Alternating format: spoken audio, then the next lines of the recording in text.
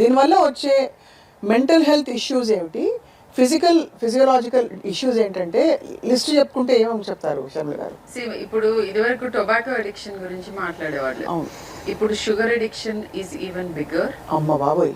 And ఈ ultra process foods అని నేను చెప్పాను కదా, ఏవైతే ఇట్లా సాస్లు, తర్వాత అడిటివ్స్, ఈ ఆర్టిఫిషియల్ డ్రింక్స్, కార్బోనేటెడ్ డ్రింక్స్, ఆ మోనోసోడియం గ్లూటమేట్ అనే అడిటివ్స్, ప్రిజర్వేటివ్స్, వీటికి అడిక్టెడ్ అవుతున్నారు.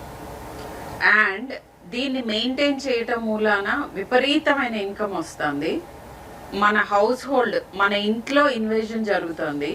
ఇప్పుడు ఒకవేళ ఇంట్లో కుక్ చేసిన ఫుడ్ టేబుల్ మీద పెట్టి చుట్టూ కూర్చొని తినటంలో వచ్చే ఆ బాండింగ్, రిలేషన్షిప్ మెయింటైన్ చేసుకోవటం, అసలు అప్పుడు మాట్లాడే విషయాలు ఒక 10 minutes మాట్లాడినా కానీ మీ పిల్లల లైఫ్లో ఏం జరుగుతుంది, మీ లైఫ్లో మీరు తెలుసుకున్న కొత్త విషయం వాళ్ళతో పంచుకోవటం, ఇది ఆల్మోస్ట్ జీరో అయిపోయింది. ఉన్నా కూడా నలుగురు 4 rooms లో కూర్చుని ఏదో ఒక ఇది స్క్రీన్ పట్టుకుని తింటూ ఉంటారు. మంచం మీద కూర్చొని తింటారండి.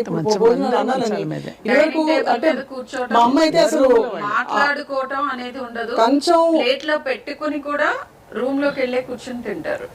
సో నలుగురు 4 చోట్ల కూర్చొని తింటారు.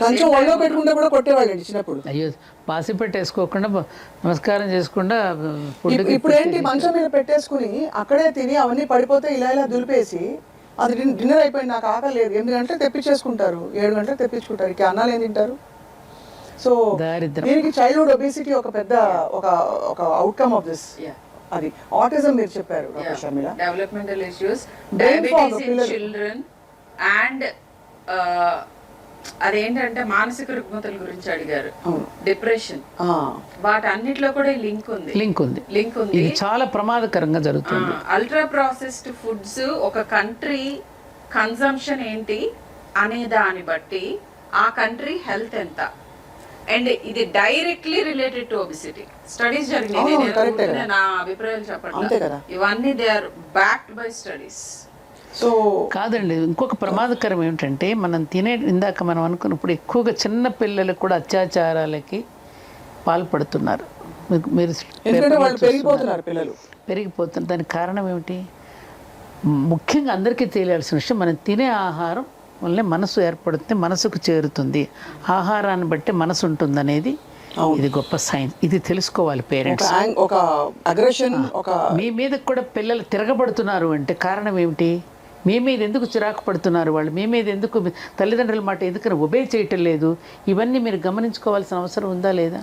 ప్రతిదానికి నీకు మెడిసిన్ ఉంటుందా? మనం అవలంబించాల్సిన పద్ధతులు లేవా? మరి పూర్వకాలంలో ఎందుకు జరగలేదు, ఇప్పుడు ఎందుకు జరుగుతున్నాయి? ఇవన్నీ మనం అంచనా వేసుకోవాలా లేదా? తప్పకుండా. కాదండి, తినిపోవడానికి వచ్చాము ఈ భూమి మీదకి, మనం మానవులం కదా. పశుపక్షాదులు కూడా తింటున్నాయి కదా స్వప్న గారు, మరి మనకి వాటికి తేడా ఉందిగా. ఎటువంటి ఆహారం తింటే మంచిదో అనేటటువంటిది మనకు చెప్పారు కదా.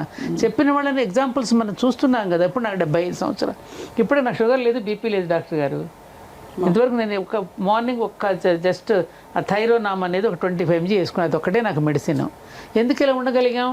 చిన్నప్పుడు మీకు పడ్డ ఫౌండేషన్ అండి. పొద్దున్న చద్దన్నం తినడం, ఆవకాయ పచ్చడి, వెన్నపూస, మంచి పెరుగన్నము, దొడ్లో పండిన కూరగాయలు, వారు అన్నట్టుగా పండిన కూరగాయలని ఎక్కడా కూడా మీరు వెళ్ళకుండా, ఏ ఫ్యాక్టరీలకి మసీదులకి వెళ్ళకుండా డైరెక్ట్గా ఇంటికి తెచ్చుకుని వండుకోవడం, ఎక్కడ ఆలస్యం చేయకోకుండా ఫ్రెష్గా తినేయడం, అప్పటికప్పుడు వెన్నపూస కరగబెట్టుకుని తిన్న నెయ్యి, మరి ఇవన్నీ కూడా మనం చూస్తున్నాం కదా, మన ఎగ్జాంపుల్స్ కనపడుతున్నారు కదా. ఇప్పటికీ మాకు జ్ఞాపక శక్తి తరగలేదు, ఇప్పటికీ కూడా కళ్ళజోడు పెట్టుకోకుండా చదువుతున్న వాళ్ళని చూస్తున్నాం మనం. మరి ఇవన్నీ కళ్ళ ముందు కనపడుతున్నప్పుడు రేపటి తరం మరి పిల్లలు భార్యాభర్తలు ఇద్దరు కూడా కష్టపడి సంపాదిస్తున్నాం. దేనికోసం? పిల్లల కోసమే కదా, మీకోసమే కదా అంటారు కదా. వాళ్ళ కోసం అయినప్పుడు మరి ఆరోగ్యం ముఖ్యమా వాళ్ళది? వాళ్ళు ఎలాంటి పౌరులుగా తయారవుతున్నారు, ఎలాంటి ఈ సంతతి ఏ విధంగా అభివృద్ధి చెందుతున్నారని మీరు దృష్టి పెట్టకపోతే ఈ సంపాదన ఎందుకు మొదలు పెట్టుకోవడానికా? దేనికోసం ఇది? అంతే. దేనికోసం? ఎటువంటి సమస్యలతో వస్తున్నారు స్వప్న గారు? నేను చూస్తుంటే బాధేస్తోందండి నాకు. ఈ సమస్యల కారణం మనం కాదా? మనమే సృష్టించుకుంటాం. ఏ తండ్రి అయినా పిల్లల్ని ఒడిలో కూర్చోబెట్టి హగ్ చేసుకున్న వాళ్ళని చూస్తున్నారా మీరు? దగ్గరగా తీసుకున్న వాళ్ళ మనసును తెలుసుకుంటున్నారు. మీరు చెప్పింది ఎంత ఇంపార్టెంట్ అంటే హ్యూమన్ టచ్ లేదు. డాక్టర్ గారు ఒక విషయం చెప్తున్నా నేను. మాకు అప్పుడు పిల్లలు పుట్టినప్పుడు బిడ్డ పుట్టగానే తెచ్చి మా పొట్ట మీద పడేసేవారు. ఏమా ఇప్పుడు ఏం చేస్తున్నా పుట్టగా తీసుకెళ్ళి ఉయ్యాలో ఆయా తీసుకెళ్ళి పడేస్తుంది. మదర్ టచ్ ఏది, నువ్వు తీసుకొని డైపర్ తొడుగుతావు వాడికి అప్పుడప్పుడు బట్ట తడిచినప్పుడల్లా అమ్మ కోసం ఏడుస్తాడు వాడు. అమ్మ టచ్ కావాలి వాడికి. దీన్ని కన్సీల్డ్ సెక్స్ అటాచ్మెంట్ అంటారే డాక్టర్ గారు. వాడికి ఎప్పుడు అమ్మ దగ్గరికి రావాలంటే ఏడవాలి. బాలానం రోదనం బలం అంటారు. ఎందుకని వాడు ఏడుస్తున్నప్పుడు అమ్మ దగ్గరికి వస్తుంది, వాడు కావాలని ఏడుస్తాడు. మేము చిన్నప్పుడు ఏంటి పాత పంచెలు పాత చీరలు లంగోటాలు కట్టి తగిలించేవాళ్ళం. అది తడిచినప్పుడల్లా వాడు ఏడ్చేవాడు. ఏడవగానే అమ్మ పరిగెత్తుకు వచ్చేది. వాడు ఏది అడు ప్రొద్దున తగిలిస్తే మధ్యాహ్నం వరకు తీయరు మీరు. వాడికి స్కిన్ డిసీజెస్ వస్తున్నాయి. ఏం డాక్టర్ గారు వాడు నడకలో కూడా మార్పు వస్తుంది. దొడ్డికాళ్ళతో నడుస్తున్నాడు, అదే నడక అలవాటు అయిపోతుంది. ఈ మాత్రం కామన్ సెన్స్ లేదా అమ్మ ఇప్పుడు వాళ్ళకి? అసలు అంటే మాలాంటి వాళ్ళని కోప్పడ్డామంటారు వాళ్ళ మంచి కోసం చెప్తే. ఇది కూడా తెలుసుకోలేరా? బిడ్డను కనీసం సంకలో ఎత్తుకోవడం చేతకాడ లేదండి వాడికి. మోర్ ఇంపార్టెంట్లీ ఒక ట్రామ్లో వేసుకుని పోతుంటారు, ఎయిర్పోర్ట్ లో చూస్తుంటారు. బ్రెస్టింగ్ అని చేస్తున్నారు. ఏంటంటే పాలిస్తున్న తల్లులు కూడా, ఇది నేను అందరికీ చెప్తున్నాను, ఇప్పుడు ఐ కాంటాక్ట్ ఇవ్వట్లా బేబీకి. వాళ్ళు ఏదో మీ వైపు చూస్తూ స్మైల్ చేస్తూ లేకపోతే సౌండ్స్ చేస్తూ ఉంటారు. ఇటు బ్రెస్ట్ ఫీడ్ చేస్తూ ఇటు ఫోన్ లో ముఖం తిప్పుకొని ఏదో ఒకటి చేస్తూ రెండో వైపు ఉంటారు. అలా అయిపోయింది. అంటే మనం ఫుడ్ పెట్టే ప్రక్రియ అక్కడి నుంచే మారిపోతుంది. బిడ్డకి ఫీడ్ చేస్తున్నప్పుడు వాడు చిట్టి చిట్టి చేతులతో ఆ వక్షోజాలం చేతులు వేసి మంగళసూత్రాలతో ఆడుకుంటూ ఉన్నప్పుడు వాడు ముంగురులు సవరిస్తూ తల్లి పాలిస్తున్నప్పుడు తల్లి అనుభూతి, పాలు తాగుతున్నప్పుడు బిడ్డ అనుభూతి, వాడు ఆడుకోవటం ఎంత ఆనందంగా ఉండేదండి. అసలు మదర్హుడ్లో ఉన్న ఆనందమే పొందట్లేదు కదా తల్లి వీళ్ళు. అసలు మాతృత్వంలో ఉన్న ఆనందం ఏమిటి, అనుభూతి ఏది? పిల్లవాడు కడుపులో పడినప్పుడే తల్లికి పెట్టవలసిన ఆహారాన్ని గురించి అంత జాగ్రత్త పడి సీమంతం అనే వేడుకలు చేసి వాడు లోపల నుంచి వాడు డిమాండ్ చేస్తాడు ఏది కావాలి. అమ్మ దగ్గర ఏది తక్కువ అవుతుందో అది తినడానికి డిమాండ్ చేస్తే కాల్షియం తక్కువైంది అనుకుంటే శుద్ధ ముక్కలు తినడమో లేకపోతే ఏమంటారు దీన్ని మట్టి బిడ్డలు తినడం, ఇవన్నీ ఏమిటి వాడు డిమాండ్ చేస్తున్నాడు లోపల నుంచి. వాడికి కావాల్సింది ఇవ్వాలి. ఏది తక్కువ అవుతుందని చెప్పడానికి మరి చూడండి ఎంత.